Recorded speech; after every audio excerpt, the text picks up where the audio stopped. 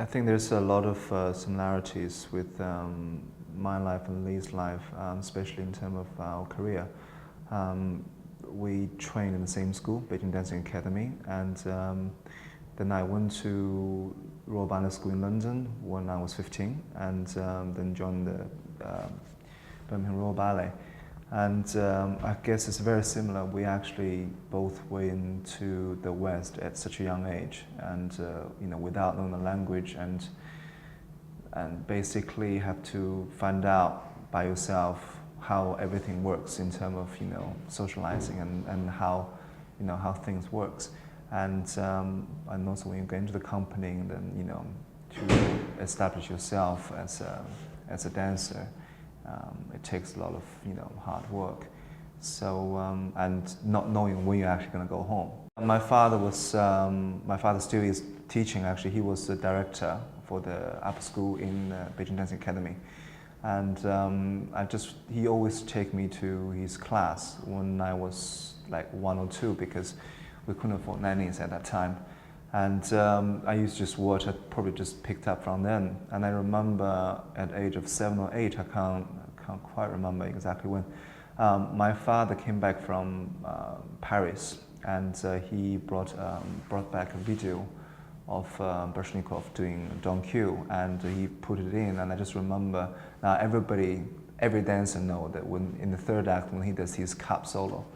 And I just remember watching that solo, and I just turned around and said to my father, I said, I want to be as good as that. I want to do everything that he does there. And that was it. So for a lot of my friends, I know they want, why do you become a dancer?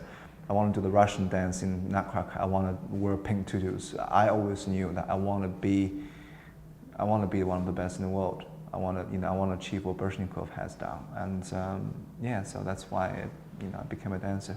I think,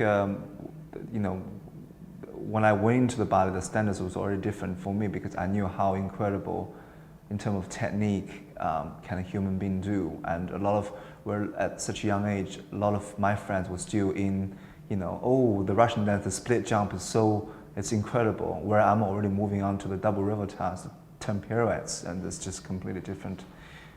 So I think that really benefited my career because I knew what ballet was about when I was really, really young.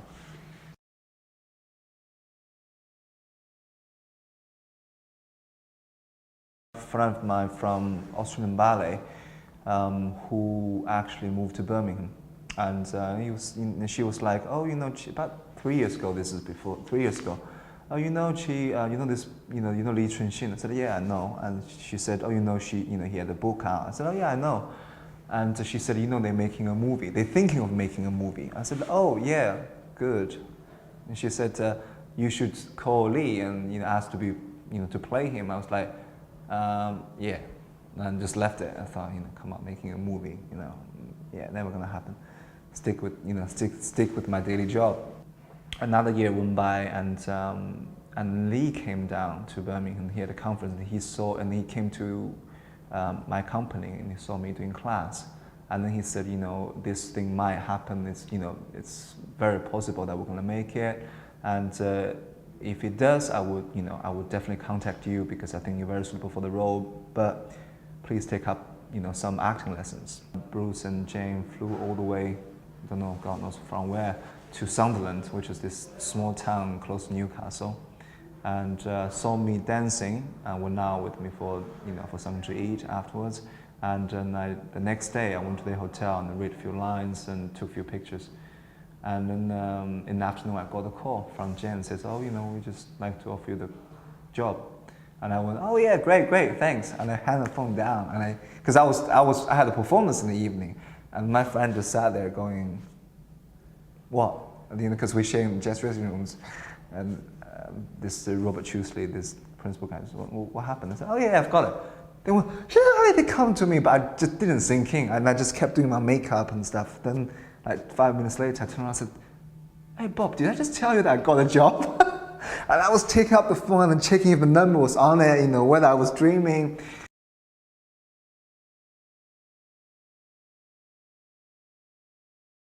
Really, I didn't make much effort. I guess I did preparations and But I always thought I could have played the role because I was reading the book, and all the key moments where where he broke up with the wife, where he first got together with Elizabeth, and with the counselor, with when he decided to stay in America. I have this, I know exactly how he felt.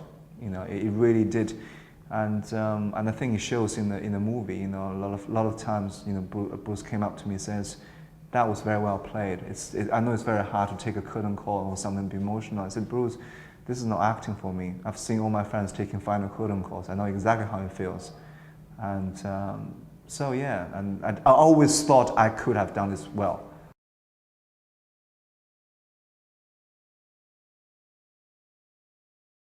For this role particularly, I think it was easier than I thought, because I'm a dancer already, so that's halfway, and I've been experienced very similar situations, so that's another few miles closer, and I think that it's very hard when you have to do it over and over again. There's no in a way, as in dancing, you have the continuity. We do from first act to third act, you build up the emotions. In here, you're jumping through scenes, and that's quite hard. But I think once I get used to it, and it doesn't really bother me anymore, I really, really enjoyed it. It's very different. And you see the professional actors, how they prepare themselves, and each one have a complete different different strategy. So that's quite interesting to see as well. Yeah.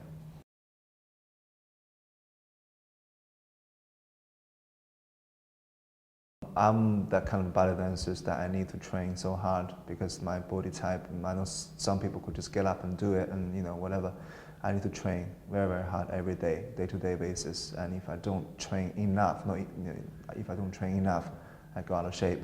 And the hardest thing for this movie is not have enough time that I would like to train the dance pieces that I need to do, and sometimes getting up almost every day, getting up 4 o'clock, 3 o'clock, just to pack the training in before the shooting. The real interesting thing is the 4 pieces I have to dance in the movie are 4 completely different style of dancing. Rite of Spring is basically pushing yourself to the limit as almost as an athlete. After 15 miles of running, or after 11 rounds of boxing, you're getting up for the final round when you almost passed out, but everything is coming naturally because of the training you put it in, because of the road work you put it in, and that's the feeling needs to be put in for Rite of Spring. A lot of people think that we can just get up and do it. It's a lot to do with the mental preparation.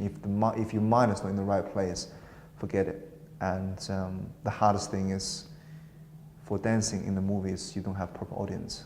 You don't get a rush. You don't get it's something that you're ready, and the camera takes another 2 minutes, you're completely out of the zone again. And yeah, that was really hard. Where the music starts on the stage, you wind yourself up, you go and you explode. You sort of save the energy and you explode. You can't do that in films, and that's pretty hard.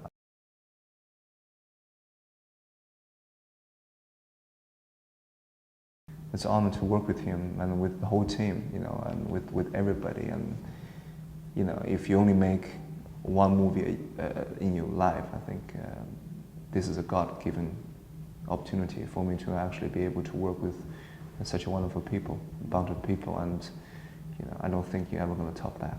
I really don't think so. So, thank you, Bruce and Jane, and everybody on the team.